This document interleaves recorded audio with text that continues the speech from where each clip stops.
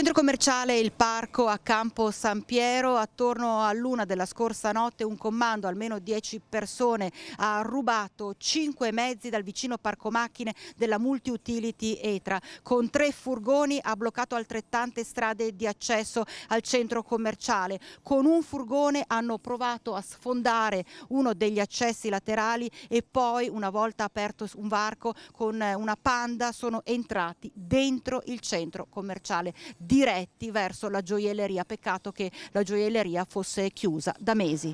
Si sono accorti che dei gioielli non c'era neanche l'ombra solo dopo che hanno sfondato la saracinesca del negozio. Sempre a bordo dell'auto rubata, sono quindi tornati indietro. Scene da film. Si sono girati e sono andati poi da Beauty Star e da quello giusto in realtà. Negozio di scarpe e si vede che ecco quello che resta della vetrina sfondata. Adesso noi siamo entrati, è ancora da quantificare il danno perché è successo proprio nella notte. Certo è che una situazione del genere non si era mai verificata così. Così grande no, così grande no. Anche se in realtà il centro commerciale era già stato colpito e non tantissimo tempo fa.